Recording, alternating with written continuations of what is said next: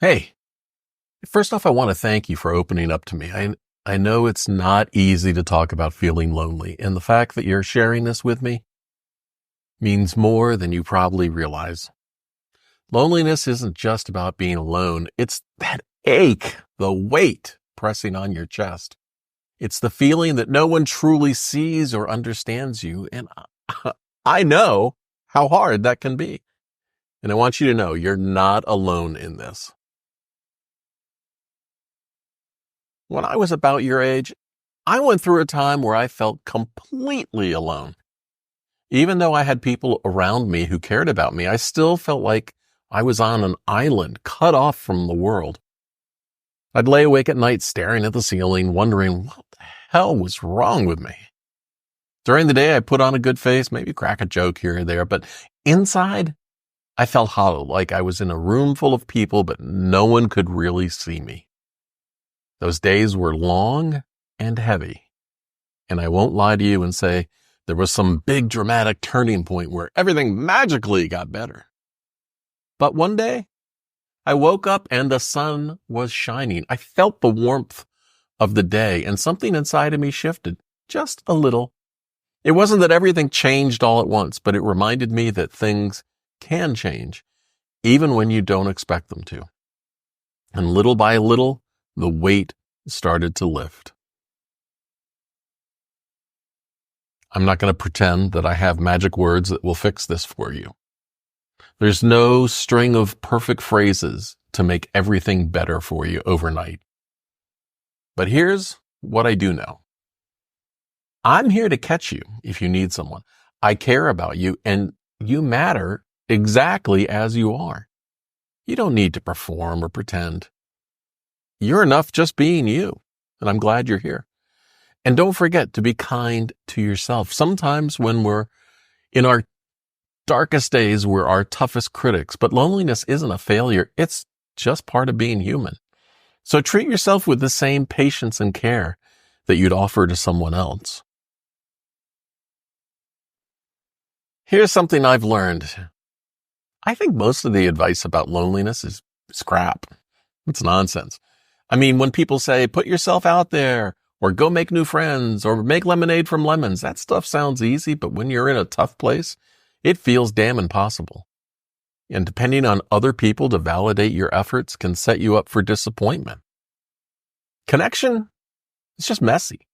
It's not always neat, and it's not always instant. One of the most common questions I hear, especially from people who feel lonely, is, Steve, how do you even make friends as an adult? I'll tell you, it's not always easy, but I found some things that, they work for me, and maybe they'll work for you too. First, I've learned that it starts with showing up, whether it's a local coffee shop, the gym, a class, or even just walking the same trail regularly. Putting yourself out there in a consistent way is the first step. And when people start recognizing your face, it creates familiarity. And that is the foundation of connection.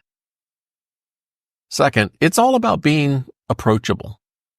A friendly smile, eye contact, and a little small talk can go a long way. I've met some of my best friends just by being the kind of person who says, hey, how's your day going? And actually listening to the answer. But here's something I've learned the hard way. Most people aren't really listening. When I was in college, we did this little class experiment. For an entire day, whenever someone said, how you doing?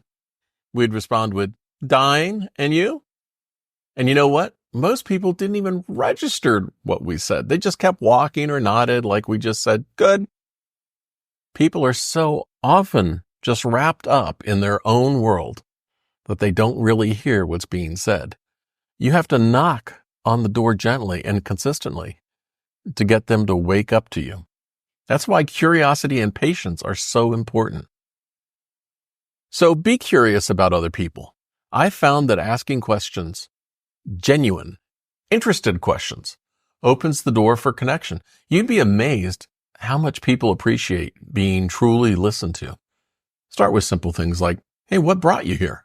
Or, what's something you're excited about right now? Now, fourth, don't rush it. Not every interaction will lead to a friendship, and that is okay. Building trust and connection takes time. I've learned to focus on small, consistent interactions and let the relationship grow naturally.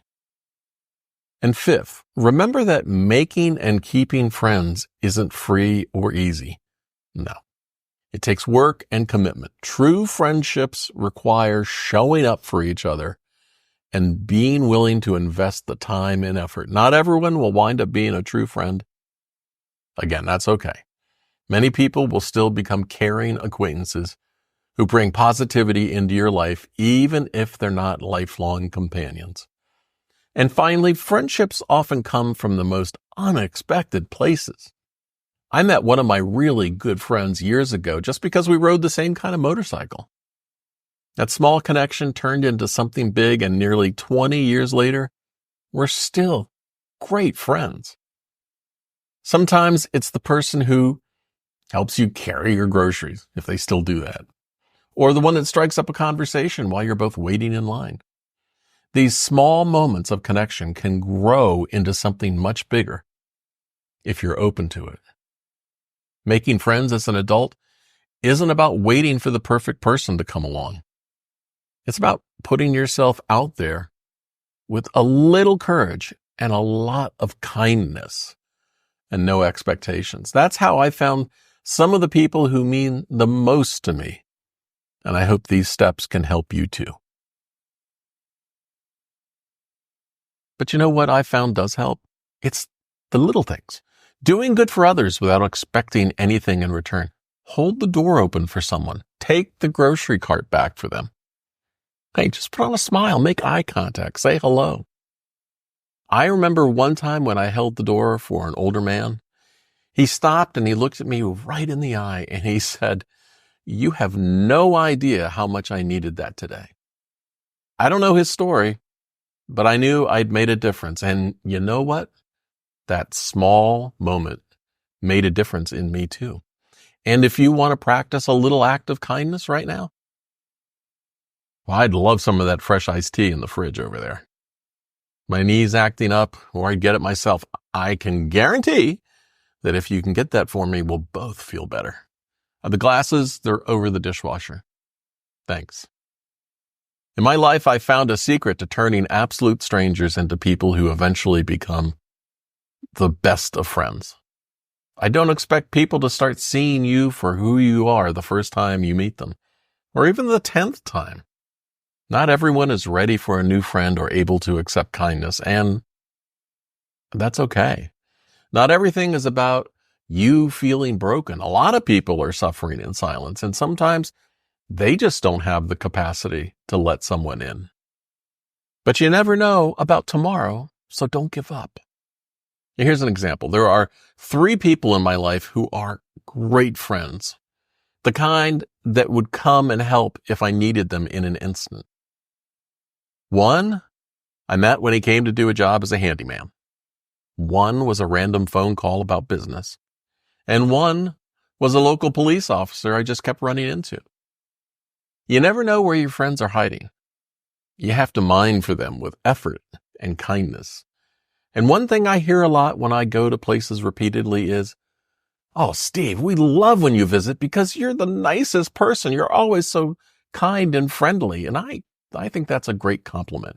It means I'm making the days better for people I meet. Hopefully, I can do that for you as well.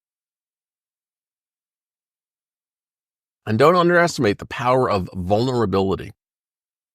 Being vulnerable is scary and nerve-wracking, but it's also the key to meaningful connections. When you share even a small piece of yourself with someone, it creates space for them to do the same thing. Sometimes it just takes a little courage to open the door. Gratitude is another thing that's helped me a lot in my life. Not the fake kind where you force yourself to be happy, but the kind where you notice the small stuff, the warmth of the sun, the sound of the wind, the way a good laugh feels. And hey, while you're at it, let's be grateful no one invented telepathic texting yet. I mean, can you imagine everyone accidentally sending their unfiltered thoughts? Your brain may throw tantrums, but at least it it does keep some secrets. One of the things I'm grateful for today is that you trusted me to stop and talk and let me chat with you. Sharing this moment with you means a lot to me. And it reminds me how important connection really is. Speaking of brains, you know what? They're like toddlers. Most of the time, they do amazing things like solving problems and making sense of the world, of the universe. But sometimes they just throw all your serotonin on the floor and leave you to clean up the mess. And that's okay sometimes. You know, we all need a little help to get back on track, whether that might be talking to a therapist or checking in with a doctor, or just taking little tiny steps to care for yourself. It doesn't make you weak. It makes you human. Take a moment and think about just one small thing that you can do today. It doesn't have to cost you any money. It can be something that feels like kindness towards yourself. Maybe it's noticing something beautiful or taking a deep breath or even just sitting still for a moment. Small steps can lead to big shifts. The fact you're here, still trying, still open to connection shows just how much strength you have. You're already taking steps towards something better. Even if you don't see it yet, I see it. And this won't last forever. That's good news. Things can and will shift, even if it's just little by little. And no matter what, I want you to remember how loved and important that you are. You really are. Loneliness isn't forever. It's just one moment in the story of your life. And you're the author. You've got so many chapters ahead, and you don't have to face them alone. Remember, loneliness isn't the end of your story. It's just one chapter. The next page is yours to write, and it can be filled with connection, kindness, and hope. You're not invisible. You matter. And I am here for you just the way you are. Thanks.